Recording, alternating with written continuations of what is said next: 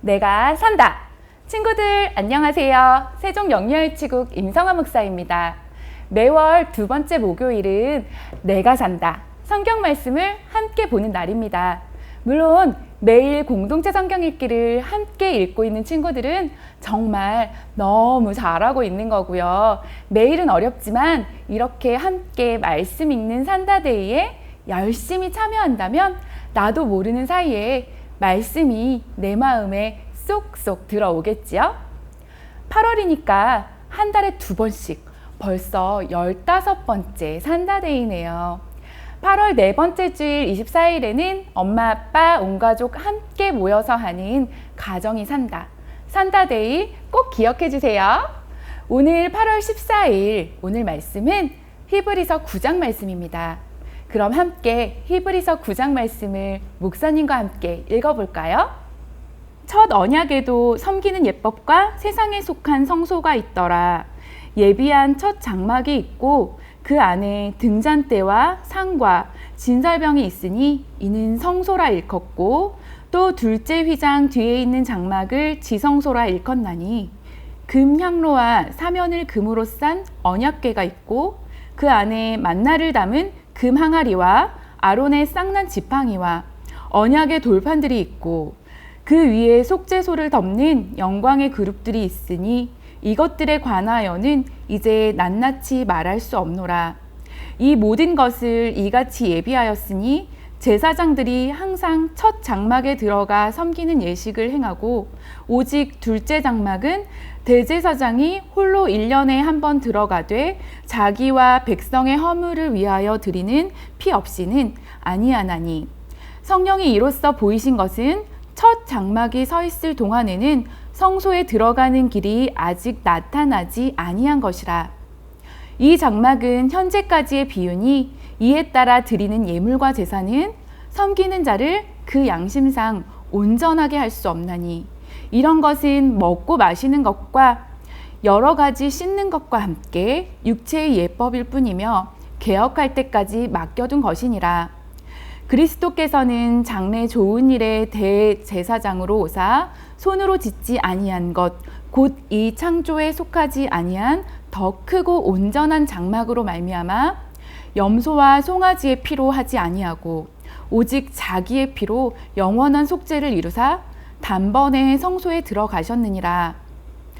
염소와 황소의 피와 및 암송아지의 죄를 부정한 자에게 뿌려 그 육체를 정결하게 하여 거룩하게 하거든 하물며 영원하신 성령으로 말미암아 흠없는 자기를 하나님께 드린 그리스도의 피가 어찌 너희 양심을 죽은 행실에서 깨끗하게 하고 살아계신 하나님을 섬기게 하지 못하겠느냐. 이로 말미암아 그는 새 언약의 중보자시니 이는 첫 언약 때에 범한 죄에서 속량하려고 죽으사 부르심을 입은 자로 하여금 영원한 기업의 약속을 얻게 하려 하심이라. 유언은 유언한 자가 죽어야 되나니 유언은 그 사람이 죽은 후에야 유효한즉 유언한 자가 살아있는 동안에는 효력이 없느니라. 이러므로 첫 언약도 피 없이 세운 것이 아니니 모세가 율법대로 모든 계명을 온 백성에게 말한 후에 송아지와 염소의 피 및 물과 붉은 양털과 우슬추를 취하여 그 두루마리와 온 백성에게 뿌리며 이르되 이는 하나님이 너희에게 명하신 언약의 피라 하고 또한 이와 같이 피를 장막과 섬기는 일에 쓰는 모든 그릇에 뿌렸느니라.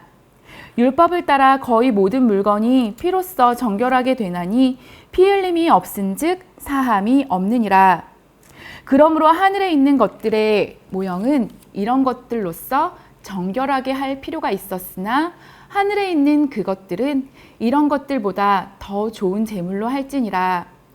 그리스도께서는 참 것의 그림자인 손으로 만든 성소에 들어가지 아니하시고 바로 그 하늘에 들어가사 이제 우리를 위하여 하나님 앞에 나타나시고 대제사장이 해마다 다른 것의 피로써 성소에 들어가는 것 같이 자주 자기를 드리려고 아니하실지니 그리하면 그가 세상을 창조한 때부터 자주 고난을 받았어야 할 것이로되 이제 자기를 단번에 제물로 드려 죄를 없이 하시려고 세상 끝에 나타나셨느니라. 한 번 죽는 것은 사람에게 정해진 것이요 그 후에는 심판이 있으리니 이와 같이 그리스도도 많은 사람의 죄를 담당하시려고 단번에 들이신 바 되셨고 구원에 이르게 하기 위하여 죄와 상관없이 자기를 바라는 자들에게 두 번째 나타나시리라. 아멘. 오늘 히브리서 9장에서는 예수님의 피로 죄를 용서받는 것인 속죄에 대해서 말씀하고 있습니다. 구약에서는 염소나 황소, 양, 비둘기 같은 동물의 피로 제사드림으로 죄를 용서받았습니다. 그러나 예수님이 우리에게 오신 후에는 예수님께서 십자가에서 죽으심과 그때 흘린 그 피로 완전하게 용서받게 되었습니다. 동물의 피로 드려졌던 구약의 제사는 반복적으로 드려야만 했습니다. 그렇지만 신약의 십자가 제사인 예수님의 피 흘리심은 한 번에, 단 한 번에 끝났습니다. 예수님이 양 대신 십자가에서 피 흘리심으로 우리의 모든 죄를 감당하고 돌아가셨기 때문입니다. 우리는 첫 번째 사람인 아담과 하와가 선악과를 먹은 죄로 인하여 태어날 때부터 죄를 가진 죄인입니다. 이것을 원죄라고 합니다. 이 원죄와 우리가 알게 모르게 지은 모든 죄들을 예수님이 십자가에서 흘리신 피로 용서해 주셨습니다. 더 이상 동물의 피를 흘리는 제사가 필요 없게 된 것입니다. 예수님은 단 한 번 십자가에서 피를 흘리셨지만 이것을 믿을 때 우리의 모든 죄가 사라집니다.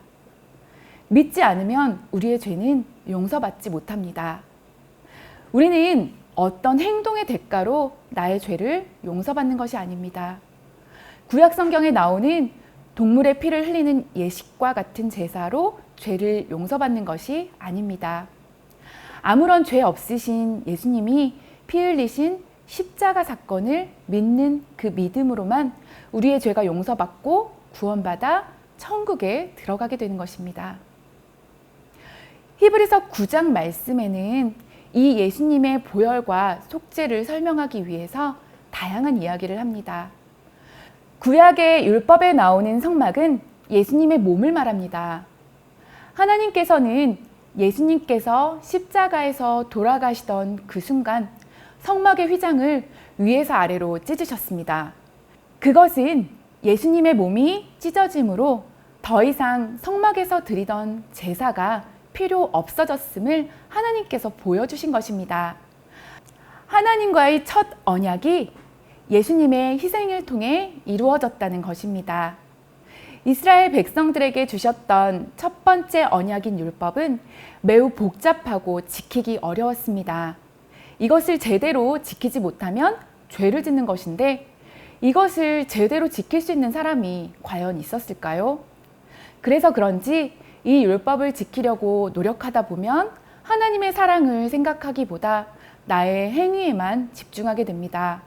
또한 율법을 잘 지켰을 때는 교만한 마음이 생기기가 쉽고 다른 사람이 율법을 잘 지키는지 못 지키는지 평가하려고 하는 마음이 생기기도 합니다. 이것은 판단하는 마음이고 하나님의 사랑과는 거리가 멀겠죠? 이 구약의 제사는 그저 먹고 마시는 것과 몸을 씻는 것에 대한 방법이기 때문에 제사 드리는 사람의 마음속까지 깨끗하게 할 수 없다는 것입니다. 그래서 이 예식은 하나님의 새로운 법, 새 언약이신 예수 그리스도가 오실 때까지만 적용되는 것입니다. 네, 맞습니다. 하나님의 새 법은 바로 예수님입니다. 복잡한 율법을 지키려고 나의 의로움을 세우며 노력하는 것보다 예수님을 믿는 마음, 예수님의 십자가 보혈, 그 사랑을 믿는 믿음으로만 우리의 죄를 용서받을 수 있습니다. 이것을 믿는 사람은 새 언약에 속한 사람입니다. 새 언약의 사람은 예수님의 피로 구원받은 사람입니다. 우리 산성교회 다음 세대 친구들도 모두 이 새 언약의 사람이 되길 간절히 축복합니다. 이것이 잘 믿어지지 않는다고 너무 슬퍼하지 마세요. 하나님께서 우리에게 이것을 꼭 선물로 주십니다. 목사님도 예수님의 십자가 보혈과 하나님의 사랑이 믿어지지 않을 때가 있었어요. 그렇지만 어느 날 갑자기 주님은 이 믿음을 저에게 선물로 주셨고 믿을 수 있게 되었답니다. 또 이것이 나의 노력이 아닌 하나님의 은혜로 되었음을 고백하게 되었습니다. 내가 구원받고 싶다고 해서 바로 믿는 것이 아니라 하나님은 이미 나에게 선물을 주려고 마음먹고 계십니다. 내가 선물을 받았음에도 깨닫지 못하고 있을 수도 있습니다. 우리는 이 놀라운 하나님의 사랑을 잊어서는 안 됩니다. 항상 예수님을 기억하고 사랑하고 예수님만 섬기는 산다 친구들이 되시기를 축복합니다.